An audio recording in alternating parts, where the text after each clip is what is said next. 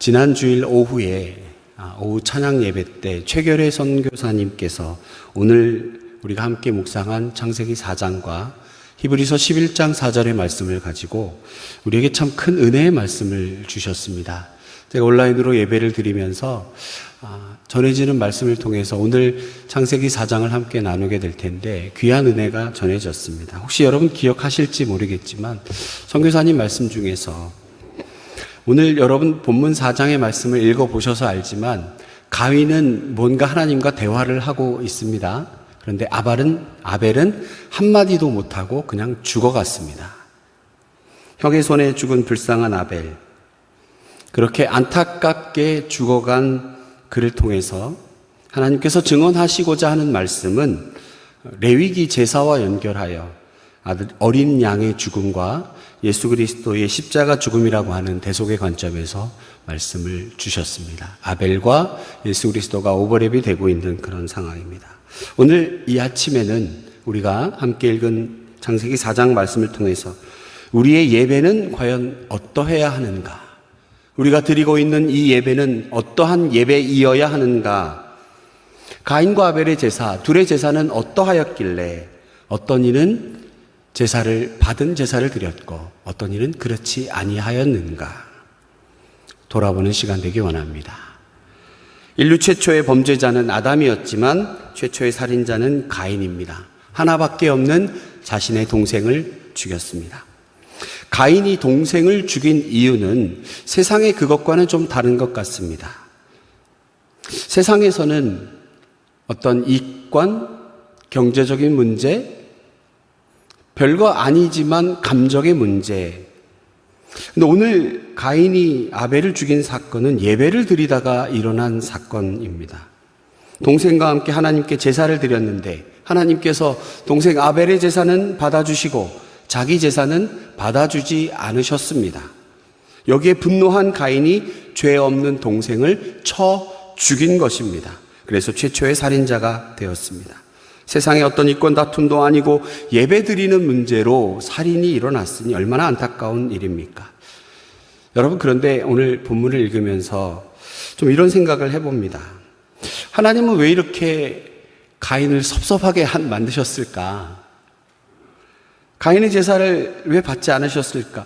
여러분, 가인이 세상의 물질을 막 탐내는 탐욕스러운 사람이었던 것도 아닌 것 같고 무슨 이익을 얻고자 모함한 사람도 아니었던 것 같고 나름대로 자신도 하나님께 제사를 드린다고 드렸는데 하나님께서도 좀 뭔가 부족하면 부족한 대로 그의 제사를 좀 받아주셨으면 어땠을까 하는 그런 안타까움도 사실 인간적으로 듭니다. 그랬으면은 우리 가인도 최초의 살인자가 되지는 않았지 않겠습니까? 솔직히 우리 마음속에는 하나님 그때 가인의 제사 일단 좀 받아주시고 좀 부족하거나 잘못함이 있으면 나중에 야 이건 좀 잘못된 거야 라고 가르쳐 주셨으면 어땠을까 하는 안타까움도 사실 좀 있습니다. 그런데 여러분, 성경이 이렇게 기록하여 우리에게 말씀하시는 바 명확한 말씀의 의미가 있습니다. 오늘 이 아침 그것을 함께 깨닫고 기도하는 시간 되기 축복합니다. 하나님 끝내 가인의 제사는 받지 않았습니다. 하나님께서 오죽하면 가인의 제사를 받지 않으셨을까? 뭔가 심각한 문제가 있지 않았을까라고 하는 데서 이야기를 한번 시작해 보겠습니다. 가인의 제사를 받지 못하실 정도로 그가 잘못한 것은 과연 무엇인가? 여러분, 여기에 대해서 많은 성경학자들의 연구 결과가 있습니다. 여러분 아시는 거죠? 아벨은 동물의 피의 제사를 드렸는데 가인은 곡물로 드린 제사를 드렸다. 이것이 잘못된 것이다. 아벨은 동물의 피가 들어간 제사, 가인은 곡물의 제사. 그런데 사실은 레위기 2장에 보면 소제라고 해서 엄밀히 곡식을 태워서 드리는 제사도 있거든요. 그럼 그것도 잘못된 것 같습니다. 또 다른 주장 중에 하나는 아벨은 첫 소산을 드렸기 때문에 받으셨고 가인은 그렇지 않기 때문에 받지 않았다. 가인에게는 처음 드린 흔적과 기록이 없다는 것이지요. 그런데 이것 또한 완전한 해석이라고 단정 지을 수는 없습니다. 왜냐하면 하나님께서 아벨은 첫 제물을 드렸는데 가인은 그렇지 아니하니 내가 받지 아니하겠다라고 말씀해 주신 것도 아니기 때문에 그렇습니다. 그렇다면 왜 아벨의 제사는 받고 가인의 제사는 받지 않았을까라는 것입니다. 우리가 성경을 읽을 때 우리 마음대로 해석하거나 우리 마음대로 이해하면 절대로 안 됩니다. 성경은 성경이 가르쳐 주는 대로 이해하는 것이 맞습니다. 무엇입니까? 히브리서 11장 4절의 말씀입니다. 제가 여러분께 봉독합니다. 히브리서 11장 4절. 믿음으로 아벨은 가인보다 더 나은 제사를 하나님께 드림으로 의로운 자라 하시는 증거를 얻었으니 하나님이 그 예물에 대하여 증거하심이라. 저가 죽었으나 그 믿음으로 오히려 말하느니라. 히브리서 11장에서는 분명히 말합니다. 아벨이 가인보다 더 나은 제사를 드렸다. 그리고 그것의 이유는 믿음 때문이다 라고 지적하고 있습니다. 한마디로 말하면 가인은 믿음 없이 제사를 드렸고 아벨은 믿음으로 제사를 드렸다는 것입니다. 그렇다면 일부 성경학자들의 연구 결과인 가인의 제물이 좀 잘못되었다. 동물의 피해 제사가 아니기 때문에 그렇다. 처음 것이 아니다 라고 하는 것, 이건 좀 잘못된 것 같습니다. 여러분, 왜냐하면 오늘 읽은 3절과 4절을 자세하게 읽어보면 특히 4절에 아벨과 그의 제물은 받으셨으나 5절에 가인과 그의 제물은 받지 아니하신지라. 제물이 먼저 나온 것이 아니라 아벨과 가인이 먼저 나옵니다. 이것은 아벨과 가인의 전 인격적인 모습이 우선이지 하나님의 관심은 그의 제물에 있지 않다라고 하는 것입니다. 잘 따져보면 가인의 입장에서 정말 이가 아무 정성 없이 성의 없이 제사를 드렸을까라는 생각도 제가 한번 해보게 됩니다.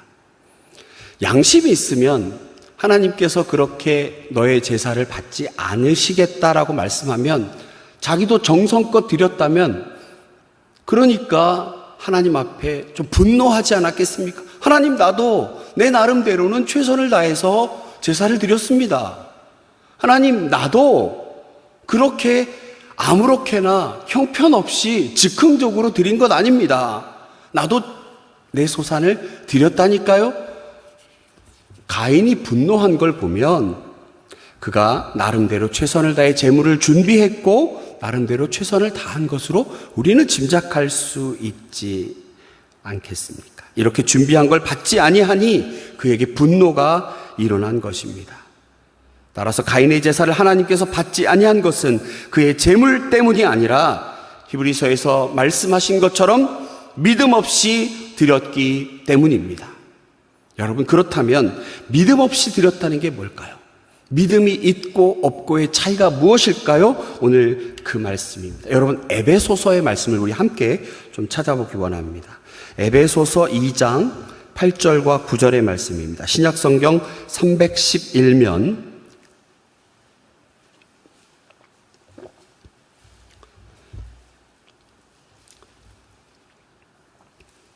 에베소서 2장 8절과 9절의 말씀을 함께 읽겠습니다. 합독합니다.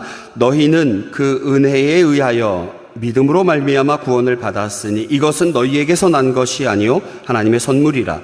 행위에서 난 것이 아니니 이는 누구든지 자랑하지 못하게 함이라. 그렇습니다. 믿음은 나의 노력과 나의 의지로 얻어지는 것이 아니라 전적인 하나님의 은혜입니다. 내가 믿음을 가져야겠다. 이제부터 나는 믿음 갖기 시작. 그런다고 해서 내게 믿음이 생기는 것이 아니라 전적으로 이것은 하나님의 선물입니다. 하나님의 은혜입니다. 하나님 주셔야 하는 것이지요. 그렇다면 가인이 믿음 없이 제사를 드린 것은 하나님께서 내게 베푼 은혜를 전혀 생각하지 않고 그냥 내 수고와 내 노력으로 뭔가 드렸음을 의미하는 것입니다. 인간이 뭔가 하나님께 적선을 베풀듯이 자기의 수고를 과시하며 하나님께 드린 제물 그리고 드린 제사, 그것을 하나님께서 역겨워하신다는 것이지요. 사실 이 말씀이 억지가 아닌 것이 가인이 그렇게 은혜를 생각하지 않고 자기의 수고와 노력으로 드렸다라고 여기며 제물을 드린 것에 대한 개연성은 충분히 있습니다. 여러분, 가인이 농사를 지을 때는 아담이 범죄하고 에덴 동산에서 쫓겨난 뒤에 하나님 인간 세계를 징계하였습니다. 그로 말미암아 땅은 황폐화되었고 자주 갈고 닦아야 겨우 양식을 얻을 수 있습니다. 창세기 3장 17절 19절에서도 그 말씀을 주시지요. 범죄한 이후에 인간의 땀과 수고가 훨씬 많이 들어가게 되었습니다. 수고해서 곡식을 얻게 되니, 자기가 땀을 흘리고 힘을 써서 곡식을 얻게 되니 하나님의 은혜보다는 자신의 수고가 더 크게 보이는 것이지요. 그러고 보니까 인간이 죄의 세계에 들어갔고, 그리고 수고와 땀을 흘려야 무엇인가를 얻게 된다라고 말하는 것을 보면, 결국 우리 인간의 노력과 나의 의지로 무엇인가를 얻어내는 것, 그것은 죄 가운데 있었다라고 하는 것입니다. 양을 치는 아벨보다는 양을 초목에 풀어놓고 유유히 그들이 풀을 먹도록, 그리고 험한 짐승으로부터 지키는 아벨보다는 자기의 수고와 노력이 많이 들어간 가인은 자기가 농사지어 얻은 곡식을 바칠 때에 하나님의 베푼 은혜보다는 자기 과시용으로 드렸을 개연성을 발견할 수 있다는 것이죠. 농사 지어본 분들 아시겠지만 여름철에 풀 베려면 얼마나 힘듭니까? 곡식을 잘 자라게 하기 위한 농부의 수고와 땀은, 그래서 얻어진 그 소산을 하나님께 드리면서, 하나님, 내가 이렇게 수고했다니까요? 내가 이렇게 노력했다니까요? 그래서 하나님께 드립니다 라고 하는 인간의 과시. 이렇게 드리는 것은 자기 노력을 과시하는 믿음 없는 제사라고 하는 것입니다.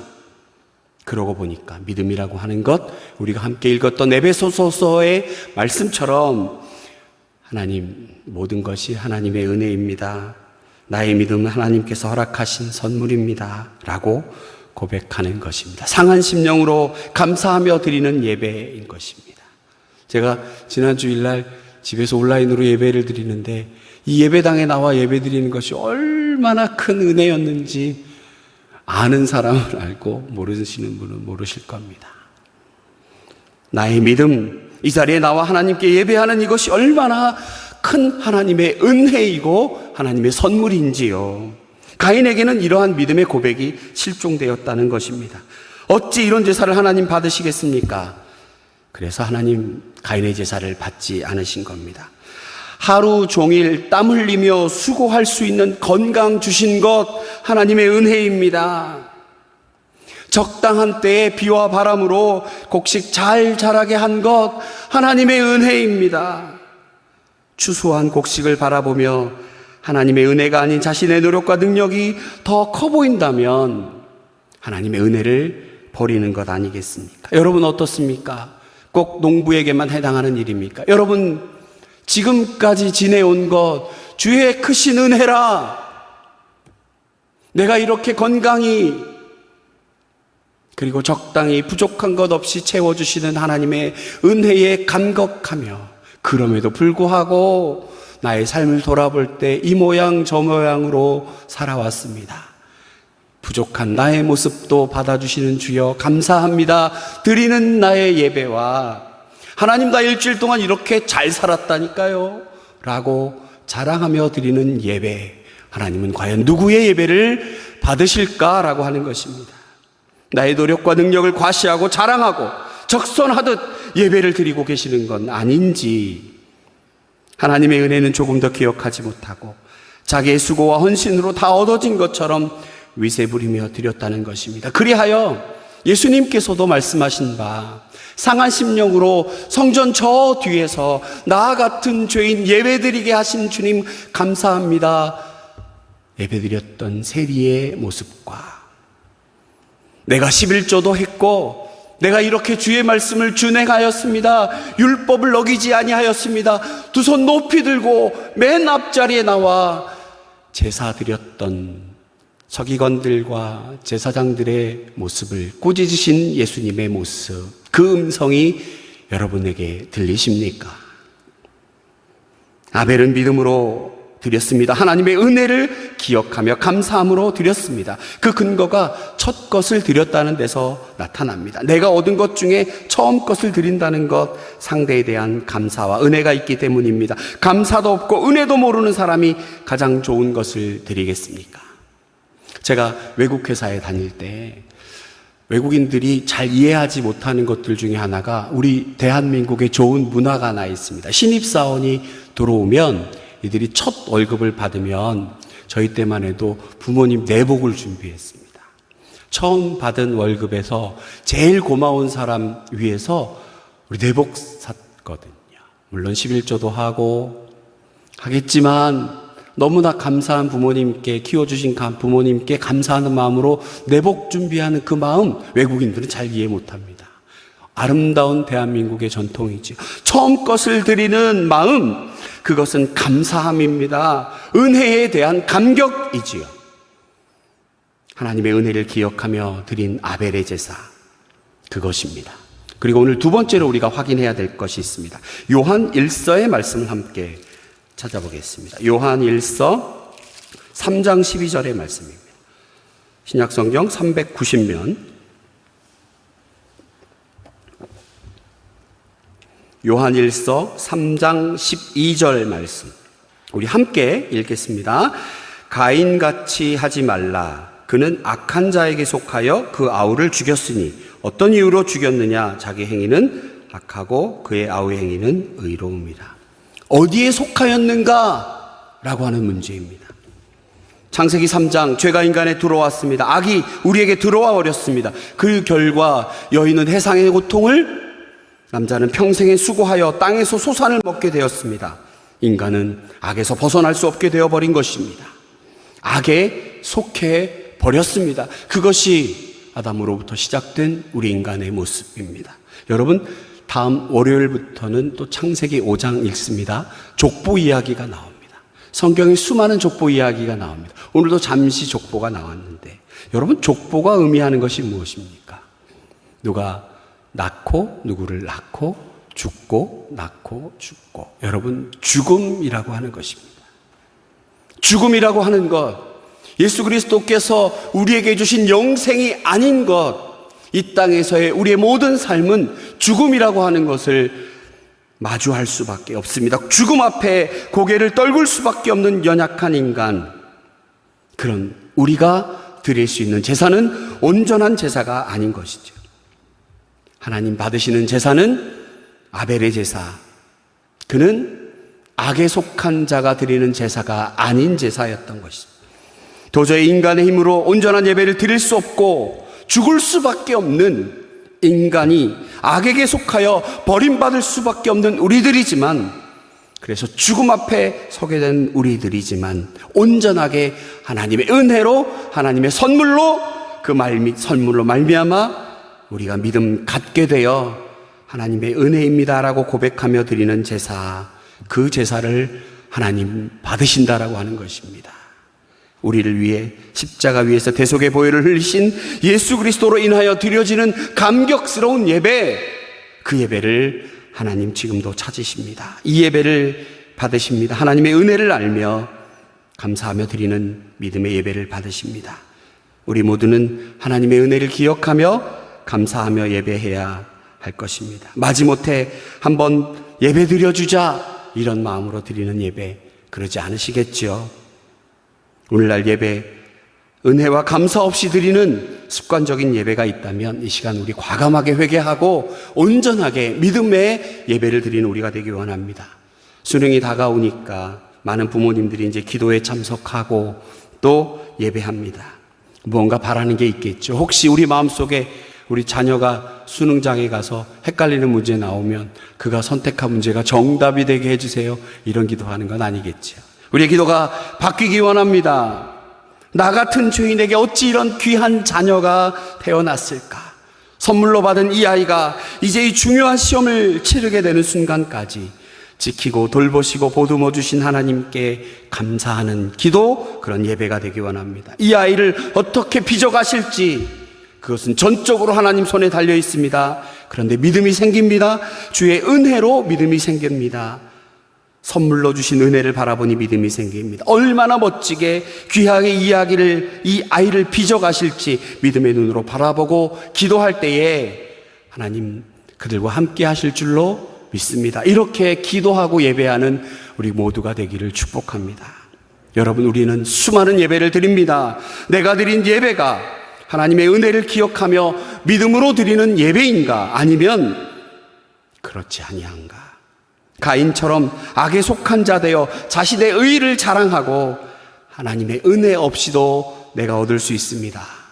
내가 얻은 것은 그저 내가 한 것이고 하나님 조금 도와주신 것입니다 라고 드려지는 믿음 없는 예배가 있다면, 아벨처럼 하나님의 은혜를 기억하며 감사하며 드리는 예배이어야겠다, 두 손 두 발 불끈 쥐고 하나님께 다짐하고 결단하는 우리의 예배가 되기를 간절히 축원합니다. 하나님은 은혜를 기억하며 진심으로 예배하는 자를 찾고 있습니다.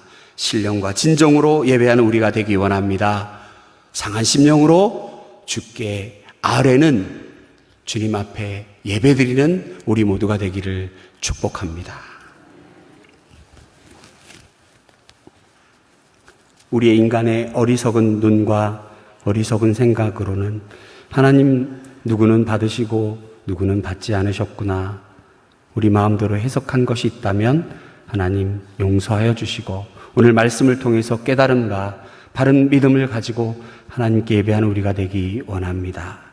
모든 것이 하나님의 은혜입니다. 작은 것 하나, 큰 것, 내게 주신 모든 것이 하나님의 은혜입니다. 믿음조차 우리 주님 주신 것입니다 고백하며 하나님 앞에 감사함으로 믿음의 참으로 힘으로 하나님께 예배드리는 우리 모두가 되기를 간절히 소망합니다.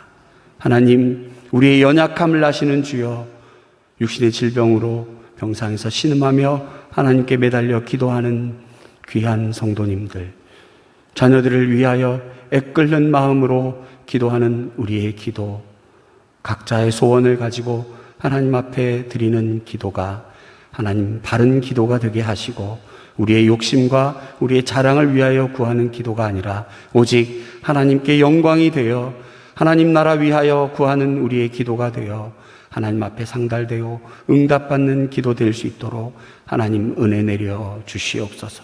오늘 하루 찬란하게 눈부시게 아름다운 이날을 허락하신 주님께 감사드리며 우리의 사명을 다하는 귀한 하루 될 수 있도록 축복하여 주시옵소서.